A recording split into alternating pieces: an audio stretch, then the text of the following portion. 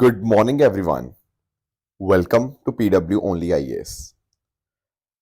दोस्तों कल British prime minister कीर Starmer जी और भारत के प्राइम मिनिस्टर नरेंद्र मोदी जी इन दोनों के बीच में आपस में बातचीत हुई एंड इस बातचीत के बाद काफ़ी सारे रिजल्ट्स निकल कर आए। जैसे ब्रिटिश प्राइम मिनिस्टर ने यह बताया कि भारत यूके मिसाइल्स खरीदेगा 350 मिलियन ब्रिटिश पाउंड के आसपास। अब ये कॉन्ट्रैक्ट के माध्यम से जो यूके में manufactured light weight multi role missiles हैं वो यहाँ पे भारत को डिलीवर करी जाएंगी। उसके साथ ही साथ दोनों देशों ने ये भी एग्री किया कि साथ में मिलकर 250 मिलियन ब्रिटिश पाउंड की एक डील हुई है जिसके माध्यम से electric powered engines naval ships के लिए यहाँ पे बनाए जाएंगे। उसके साथ ही साथ अगर हम बात करें तो भारत की कंपनियों ने बहुत सारा इन्वेस्टमेंट अब यूके में करने जा रही हैं। जैसे आप लोगों ने मुथुट ग्रुप का नाम सुना होगा, जो मुथुट फाइनेंस है बेसिकली। तो उनकी जो यूके कंपनी है ना, तो वो भी क्या करेंगी, 100 मिलियन ब्रिटिश पाउंड यहाँ पे इन्वेस्ट करेंगी ताकि यूके के अंदर अपना नेटवर्क बढ़ाया जा पाए। उसी तरह से हीरो मोटर कॉर्प ने भी ये बात बोली है। सिमिलरली इंजीनियरिंग कंपनी जो सीएंट है उसने भी यहाँ पे इन्वेस्ट करेगी यूके के अंदर। तो बहुत सारी भारतीय कंपनी ऐसी हैं जो यूके के अलग अलग सेक्टर्स में इन्वेस्ट करने जा रही हैं।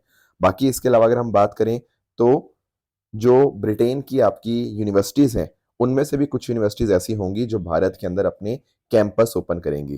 तो डेफ़िनेटली भारत और यूके का जो एक तरह से रिश्ता है, वो और ज़्यादा यहाँ पे स्ट्रॉन्ग होता हुआ देखने को मिल रहा है।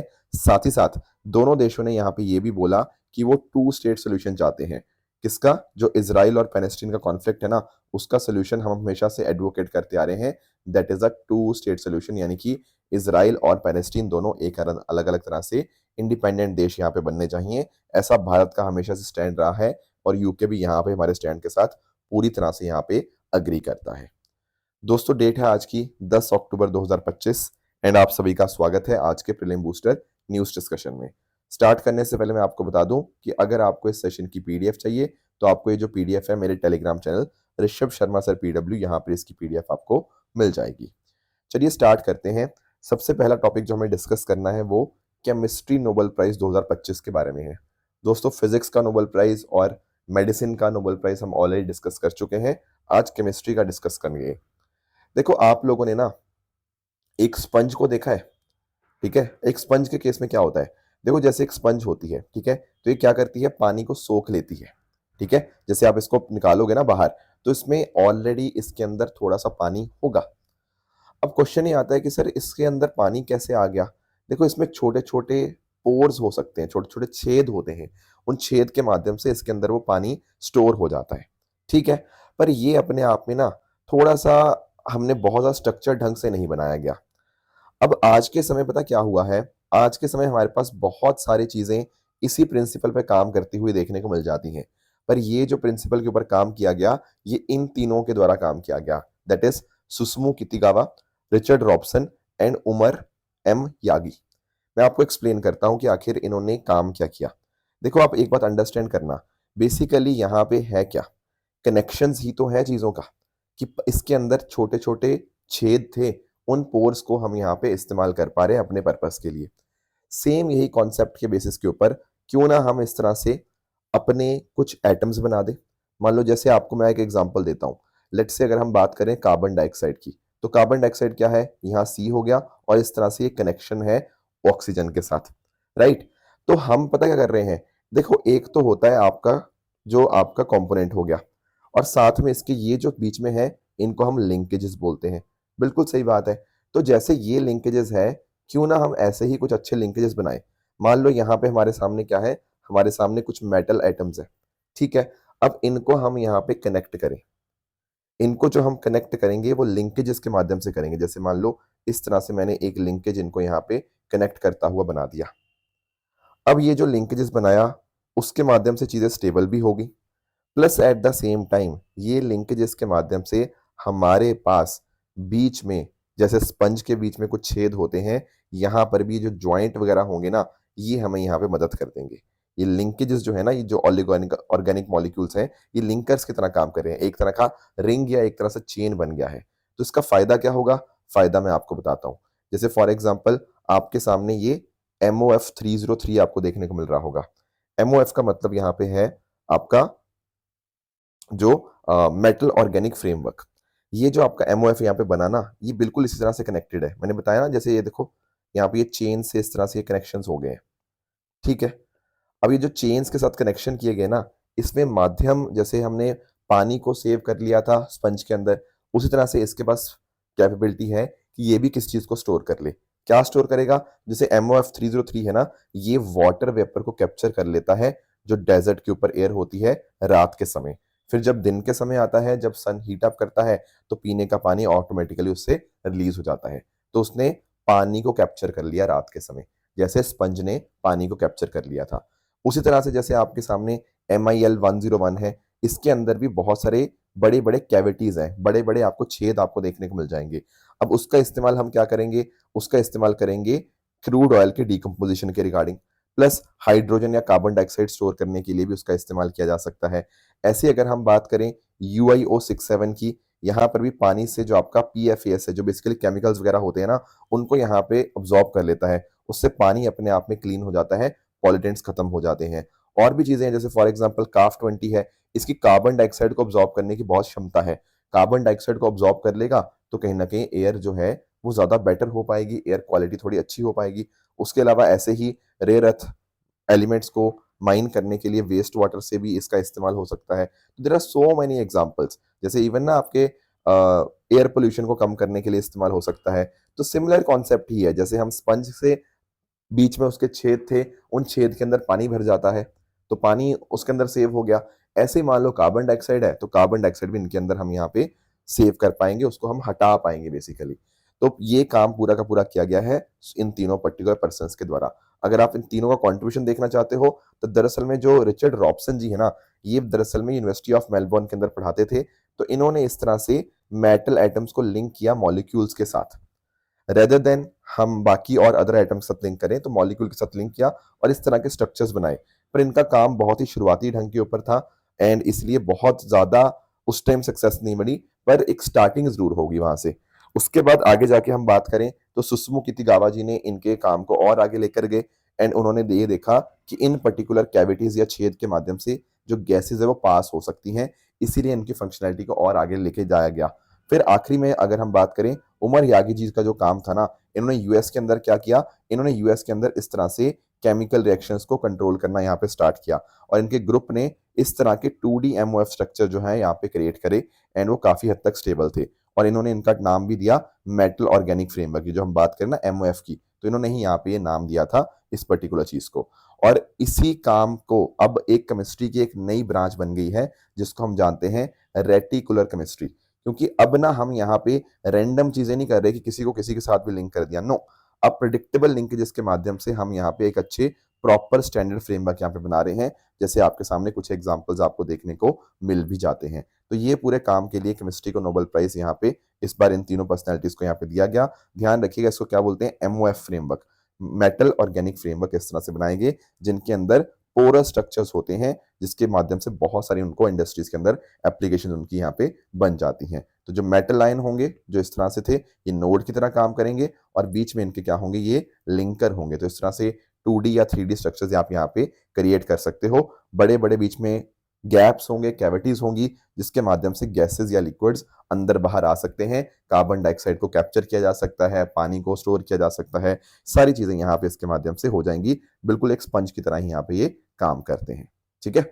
बाकी इसके फीचर्स की बात करें, तो अलग-अलग साइजेस के हो सकते हैं, ज्योमेट्री, केमिकल प्रॉपर्टीज अलग-अलग हो सकती हैं, डेफिनेटली इसमें कोई डाउट की बात नहीं है। और केमिस्ट जो होते हैं ना, जो केमिस्ट्री का काम करते हैं, तो वो प्री डिज़ाइन कर सकते हैं अलग-अलग मॉलिक्यूल्स को टारगेट करने के रिगार्डिंग, एंड उसके हिसाब से बहुत सारी इनकी एप्लीकेशंस यहाँ पे बन जाती हैं। कई MOF काफ़ी हद तक स्टेबल होते हैं, इनफैक्ट हीट हो गया, केमिकल कंडीशंस को काफ़ी हद तक वो सस्टेन भी कर जाते हैं। तो ये पूरा काम था जो हमें पता होना चाहिए, और इसकी रियल वर्ल्ड एप्लीकेशन मैंने आपको दिखा भी दी। बाकी आप देखना चाहते हो, जैसे कार्बन कैप्चर एंड स्टोरेज के अंतर्गत कार्बन डाइऑक्साइड मॉलिक्यूल्स को ट्रैप किया जा सकता है, पॉल्यूटेंट्स को हटाने के लिए इस्तेमाल किया जा सकता है, वाटर हार्वेस्टिंग में यहाँ पे इसका फायदा आपको देखने को मिल जाएगा। क्योंकि आप क्या कर पा रहे हो, आप यहाँ पे ड्राई डेजर्ट एयर से ना जो पानी है उसको आप यहाँ पे एक्सट्रैक्ट कर पा रहे हो। साथ ही साथ अगर हम बात करें, हाइड्रोजन स्टोरेज में भी मदद होती है, आपके फूड प्रिजर्वेशन के अंदर भी यहाँ पे ये काफी हद तक हेल्प कर देता है, क्योंकि ये एथिलीन गैस को यहाँ पे कैप्चर कर सकता है। बाकी देखो एक PFAS मैंने पहले भी डिस्कशन किया था, जो आपके पर एंड पॉलीफ्लोरल एल्काइल सब्सटेंसेस होते हैं। ये बेसिकली एक तरह के क्या होते हैं, मैन मेड आपके सिंथेटिक केमिकल्स आपको देखने को मिल जाते हैं, जो कि इंडस्ट्रीज वगैरह में इस्तेमाल होते हैं।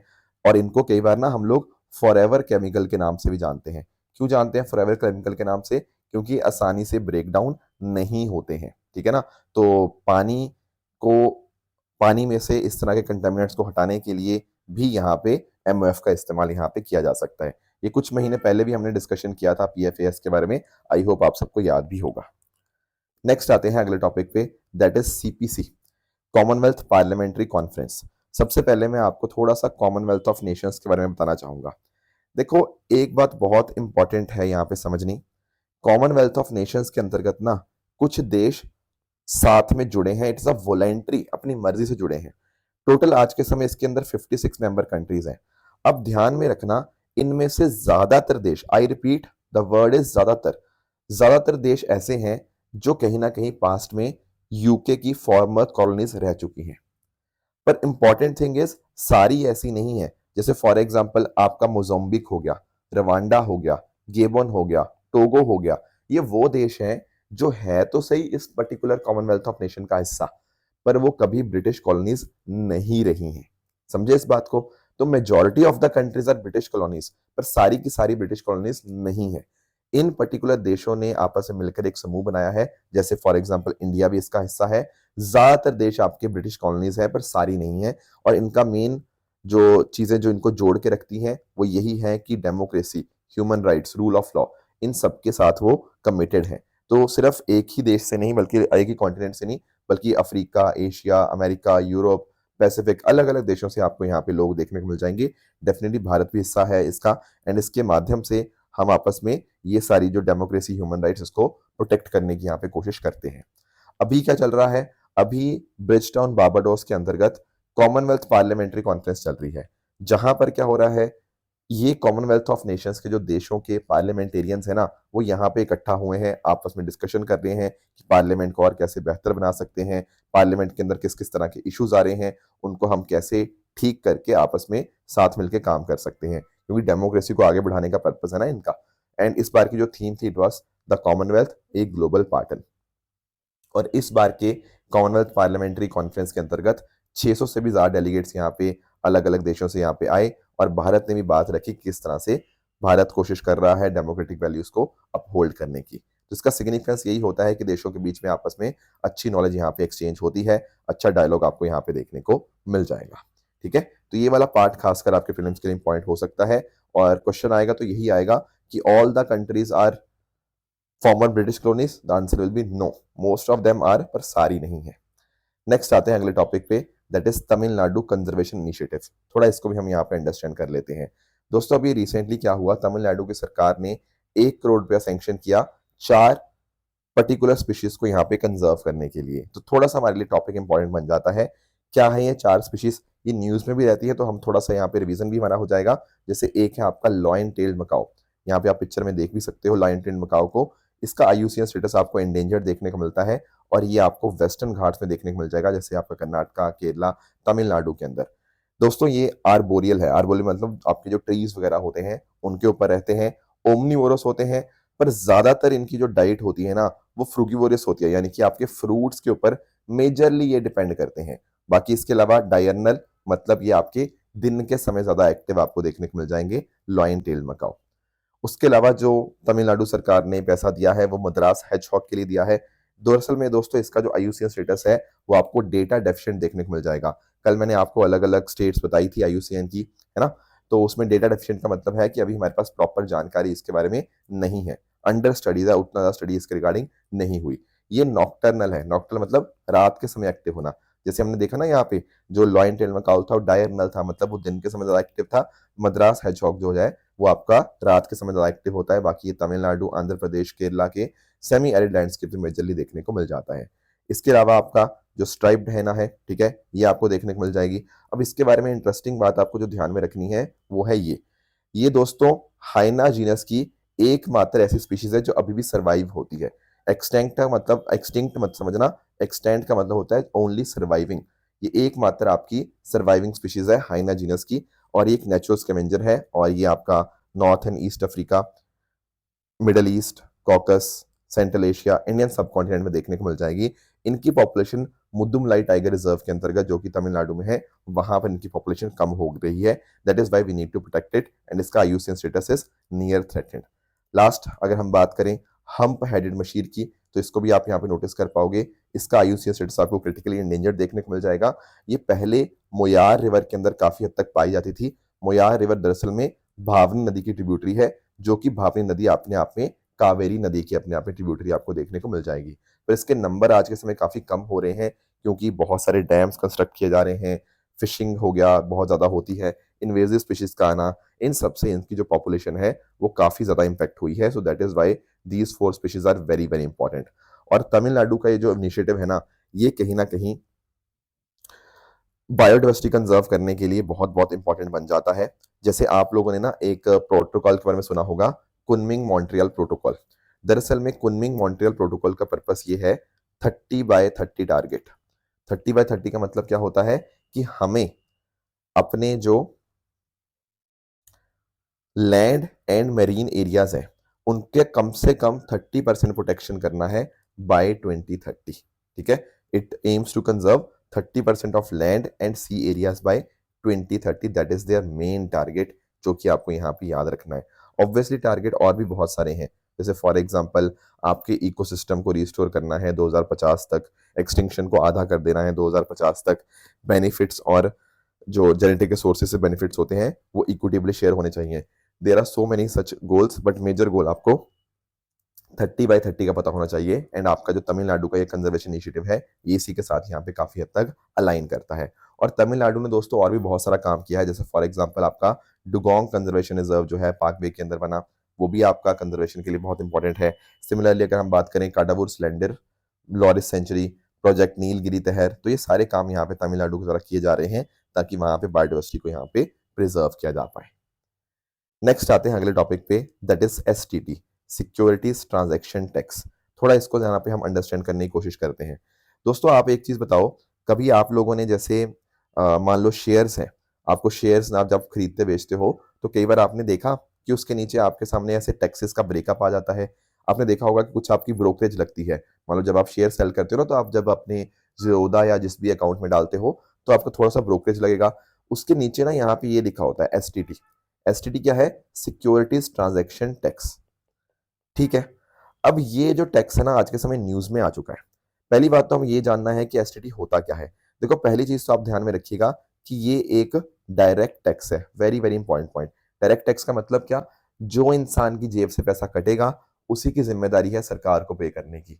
सो that is why it is a direct tax. जैसे आपका इनकम टैक्स होता है या कॉर्पोरेट टैक्स होता है, ये डायरेक्ट टैक्स होते हैं। वेरएस जब हम बात करते हैं ना जीएसटी की, वो आपका इनडायरेक्ट टैक्स है। क्यों है इनडायरेक्ट टैक्स? क्योंकि पैसा आपकी जेब से कटता है, पर सरकार को जमा कराने की जिम्मेदारी दुकानदार की या किसी और पर्टिकुलर एंटिटी की होती है। So that is why GST is indirect. पर सिक्योरिटी ट्रांजैक्शन टैक्स क्या है? ये आपका डायरेक्ट टैक्स है।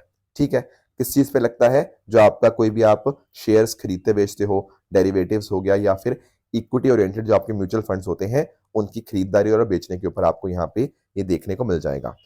अब ये मुद्दा न्यूज में क्यों आ चुका है? न्यूज में इसलिए आ चुका है क्योंकि सुप्रीम कोर्ट के अंदर यहाँ पे एक पिटीशन आई है जो बात कर रही है कि सिक्योरिटी ट्रांजैक्शन टैक्स अपने आप में वैलिड नहीं होना चाहिए। क्यों नहीं वैलिड होना चाहिए? ऐसा बोला गया है कि ये आर्टिकल 14 राइट टू इक्वालिटी को, और article 19(1)(g freedom to practise any profession और ट्रेड, और राइट टू लाइवलीहुड आर्टिकल 21 के अंतर्गत, इन सबको यहाँ पे इंपैक्ट करता है। वो कैसे इंपैक्ट कर रहा है? देखो एक्चुअल में आप अंडरस्टैंड करो, आप जानते हो कि आपको चाहे प्रॉफिट हो चाहे लॉस हो, आपको ये टैक्स तो देना ही पड़ता है, एसटीटी। तो कहीं ना कहीं ये जो टैक्स है ना अपने आप में प्यूनिटिव टैक्स हो जाता है। सिर्फ आप एक काम कर रहे हो, आप अपना शेयर खरीदना बेचना चाह रहे हो, तो इस एंगेजमेंट के अंतर्गत ही इट डज नॉट मैटर आपको प्रॉफिट हो रहा है लॉस हो रहा है, आपको ये देना ही देना पड़ता है। तो सिर्फ एक काम करने के लिए आपको टैक्स देना पड़ रहा है, ये अपने आप में ऐसा बोला जा रहा है कि एसटीटी एकमात्र ऐसा टैक्स आपको देखने को मिल जाएगा। इसके अलावा अगर हम बात करें तो आप एक बात अंडरस्टैंड करो, अगर किसी बंदे का प्रॉफिट होता है ना, तो उसको ऑलरेडी भाई कैपिटल गेन टैक्स उसको पे करना पड़ता है। उसकी जितनी आपकी उसकी इनकम हुई है, जितना उसने गेन किया है कैपिटल को, उसके ऊपर उसको टैक्स देना ही पड़ेगा। उसके ऊपर आप साथ ही साथ आप उसके सिक्योरिटी ट्रांजैक्शन टैक्स भी लगा रहे हो। तो इसका मतलब क्या है, आप कहीं ना कहीं डबल टैक्सेशन लगा रहे हो उसके ऊपर, राइट। बाकी अगर इसके अलावा अगर हम बात करें, इसके अलावा अगर आपका मान लो लेट से किसी साल लॉस भी हुआ है ना, तो उस पर्टिकुलर लॉस को आप आगे जाके एडजस्ट करवा सकते हो, आप उसको रिफंड करवा सकते हो, ठीक है। जैसे फॉर एग्जांपल आपका टैक्स डिडक्टेड सोर्स होता है ना, तो आगे जाके अगर मान लो आपका कोई और टैक्स लाइबिलिटी आती है तो उसके कॉरेस्पॉन्डिंग आपको रिफंड आ जाता है इस चीज का। पर क्या ऐसा सिक्योरिटी ट्रांजैक्शन टैक्स के लिए पॉसिबल है? Answer is no. अगर मान लो आपका लॉस हो गया और किसी और चीज में मान लो आपका प्रॉफिट हो गया, तो प्रॉफिट वाले पे भी आपको देना ही देना है, लॉस वाले पे भी आपको देना ही देना है। आप इसको एडजस्ट या रिफंड नहीं करवा सकते। तो भाई ये तो बहुत ही ज्यादा अपने आप में प्यूनिटिव हो जाता है, बहुत ही आर्बिट्री और अनफेयर हो जाता है। ऐसा यहाँ पे दलील के अंदर बोला गया है। अब क्योंकि यहाँ पे इतनी सारी चीजें हैं सिक्योरिटी ट्रांजैक्शन टैक्स के रिगार्डिंग, इतने सारे इश्यूज बोले जा रहे हैं, इसीलिए यहाँ पे सुप्रीम कोर्ट ने अग्री कर लिया है कि ये पिटीशन को सुनेंगे, इस पर्टिकुलर पिटीशन को। देखो अभी तक तो लगता ही है, आगे जाके हो सकता है कि सुप्रीम कोर्ट बोल दे, पर फिलहाल तो लग ही रहा है। तो आपको ध्यान क्या रखना है?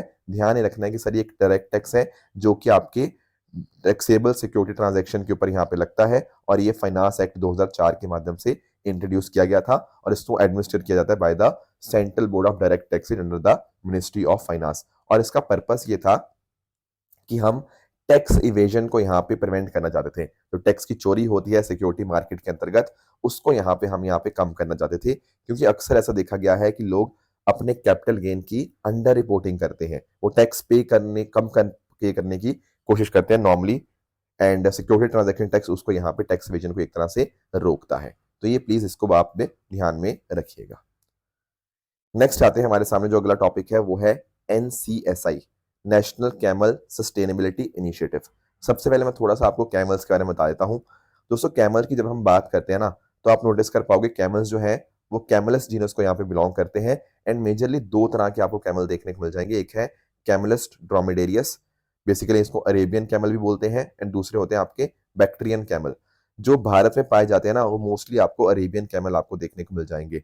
ये वो कैमल होते हैं जिनका एक सिंगल हम्प होता है, ठीक है। ये हम्प आप समझते होंगे ना कैमल का, तो यहाँ पे आपको हम्प देखने को मिल रहा होगा कैमल का, ये होते हैं भारत में सिंगल हम्प वाले। कुछ हद तक डबल हम्प वाले भी होते हैं, उनको हम लोग बैक्ट्रियन कैमल का यहाँ पे नाम देखने को मिल जाता है। भारत में दोस्तों मेजरली आपको जो कैमल देखने को मिलते हैं राजस्थान में देखने को मिलते हैं, हालांकि कुछ कैमल आपको गुजरात में भी देखने को मिल जाते हैं, ठीक है। पर दिक्कत पता क्या है, कैमल की पॉपुलेशन भारत के अंदर बहुत तेजी से गिरी है। जैसे 1977 में लगभग 11 लाख भारत में कैमल्स थे, अब लगभग ये 2.5 लाख के आसपास हो चुके हैं।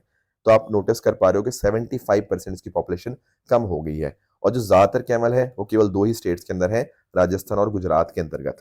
सो that is why ministry of fisheries, animal husbandry और डेयरिंग ये एक नया पर्टिकुलर अपना इनिशिएटिव लॉन्च करने जा रहे हैं, नेशनल कैमल सस्टेनेबिलिटी इनिशिएटिव। दरअसल में इन्होंने फूड एंड एग्रीकल्चर ऑर्गेनाइजेशन के साथ यहाँ पे कंसल्ट किया, उसके माध्यम से ये प्रपोजल यहाँ पे बनाया गया है। हर साल 22 जून को वर्ल्ड कैमल डे यहाँ पे हम मतलब सेलिब्रेट करते हैं, तो हमने सोचा है कि अब हम भारत में भी ये चीज सेलिब्रेट किया करेंगे, ताकि भारत के अंदर भी ये जो कैमल का कल्चर है उसको हम प्रमोट कर पाए, एंड लोगों के अंदर इसके रिगार्डिंग अवेयरनेस आए। तो एक ऐसा इनिशिएटिव होगा जिसमें अलग अलग मिनिस्ट्री साथ में आएंगी, ताकि कैमल के जो पॉपुलेशन है उसको हम यहाँ पे और बढ़ा पाए, एंड उनके जो इंपॉर्टेंट रोल है उसको हम यहाँ पे देख पाए। बाकी हमारे जो कैमल ब्रीडिंग प्रोग्राम्स हैं उनको हम फर्दर एक्सपेंड करेंगे, उनके जेनेटिक रिसोर्स को कंजर्व करेंगे, एंड साथ ही साथ जो लोग इस पर्टिकुलर काम में लगे हुए हैं कैमल को प्रोटेक्ट करने के अंतर्गत या कैमल्स के देखभाल के अंतर्गत, उसको हम फर्दर प्रमोट करेंगे। डेयरी एंटरप्रेन्योरशिप हम यहाँ पे इंक्रीज करेंगे, एंड इनफैक्ट बहुत सारे नए नए प्रोडक्ट्स लाए जाएंगे, जैसे आपका कैमल मिल्क, लेदर, टेक्सटाइल्स, ताकि कैमल की इंपॉर्टेंस को थोड़ा और यहाँ पे समझा जा पाए। प्लस साथ ही साथ अगर हम बात करें, जो भी इस तरह से चरवाहे हैं कैमल्स के, उनको भी यहाँ पे हम फाइनेंशियल असिस्टेंस यहाँ पे प्रोवाइड करेंगे। राजस्थान सरकार ने ऑलरेडी कुछ कुछ काम किया है, जैसे for example insurance and legal protection यहाँ पे दी जाती है मुख्यमंत्री मंगल पशु बीमा योजना के अंतर्गत, जहां पर हर ओनर के 10 कैमल्स की इंश्योरेंस यहाँ पे करवाई जाती है। सिमिलरली अगर हम बात करें, जो camel conservation and development mission है उसके माध्यम से कैमल ओनर्स को 20,000 रुपया यहाँ पे मिलता है जब भी किसी कैमल का जन्म होता है, ताकि उसकी ब्रीडिंग और कंजर्वेशन पे ध्यान दिया जा पाए। प्लस उनके लिए हेल्थ केयर ट्रीटमेंट भी यहाँ पे प्रोवाइड किया जाता है। तो ये है हमारा नेशनल कैमल सस्टेनेबल इनिशिएटिव के बारे में जो कुछ बातें हमें पता होनी चाहिए। अब दोस्तों बात रही ट्रू एंड फॉल्स स्टेटमेंट्स की, यहाँ आपके सामने कुछ स्टेटमेंट्स हैं, इनको आप पढ़िएगा, बताइएगा इनमें से कौन सा सही है कौन सा गलत है। साथ ही साथ जो मैंने कल आपको होमवर्क दिया था एक यूनेस्को के बारे में था, तो यस ये पूरी पूरी स्टेटमेंट तो बिल्कुल करेक्ट है, आपको देखने को मिल जाएगी। इसके अलावा पोर्ट पासनी की बात करें तो दोस्तों आपको ये ईरान में नहीं बल्कि आपको पाकिस्तान में देखने को मिलता है, इसलिए सेकंड स्टेटमेंट आपका इनकरेक्ट हो जाएगा। वर्ल्ड पैरा एथलेटिक चैंपियनशिप में भारत का 10th स्थान था, yes that is correct. And last statement की बात करें, क्वांटम कंप्यूटिंग में दोस्तों क्यूबिट का इस्तेमाल होता है। ये 0 एंड 1 स्टेट में सिमिलर टाइम पे हो सकता है साइमल्टेनियसली, इसलिए चौथा स्टेटमेंट आपका इनकरेक्ट बन जाएगा। तो ये थी हमारी आज की डिस्कशन। इसी तरह से आप सब लोग हार्डवर्क करते रहिए। Thank you so much for joining. All the very best.